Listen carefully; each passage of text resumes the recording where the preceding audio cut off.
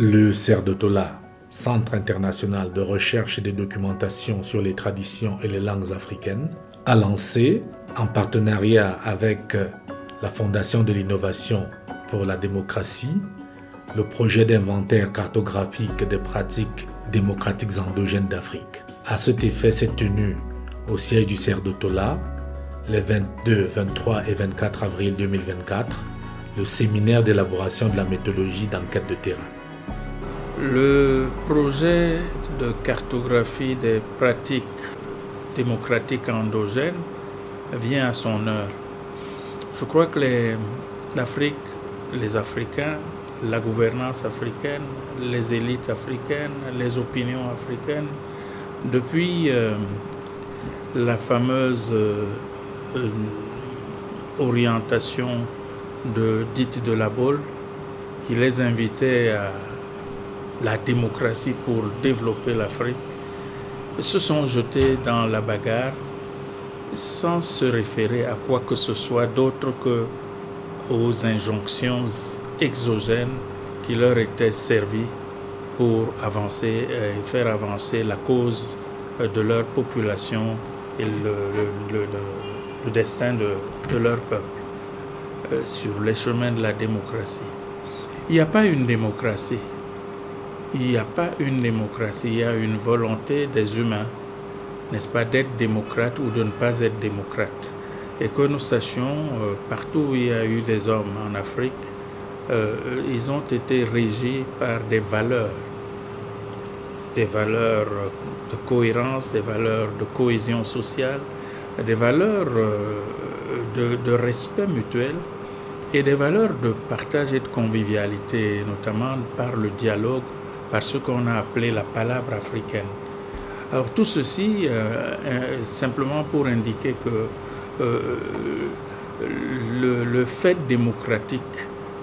n'est pas une invention du blanc, pour parler simple. Ce n'est pas une invention du blanc. Je ne vais pas me référer à la charte de Korokan-Fuga, qui est la première charte documentée, n'est-ce pas, certes sortie des systèmes d'oralité qui sont propres à l'Afrique, mais qui a bien indiqué que la préoccupation majeure était l'homme en situation, l'homme en partage, et l'homme non pas pour lui-même, mais pour tous. Être avec tous, être avec les autres, partager ce qui est retenu comme digne d'être retenu comme valeur et comme essentiel pour transcender les générations et les contradictions du moment, de l'instant. C'est cela, me semble-t-il, le gain majeur que propose le projet de cartographie, n'est-ce pas, des pratiques endogènes de démocratie à travers l'Afrique. Donc je redis que cela vient à son heure parce que pour la première fois, de manière systématique, des élites africaines vont s'interroger l'Afrique des profondeurs, l'Afrique de l'histoire de l'Afrique des communautés antérieures à la proposition démocratique venue d'ailleurs, pour savoir comment les peuples eux-mêmes se sont formatés, se sont organisés, se sont projetés dans leur idéal de vivre de convivialité, de vivre ensemble et de respect mutuel lorsqu'il s'agit de gérer la gouvernance à la fois immédiate et de longue durée pour le bonheur de leur peuple. Qui ne sut se borner, disait le poète, ne sut jamais écrire. Et le principe de la méthodologie, c'est que précisément,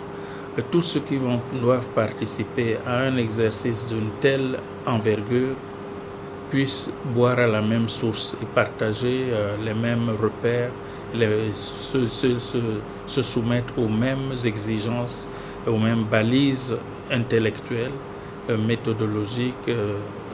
et puisqu'il s'agit de méthodologie, qui permettent de cerner les problèmes et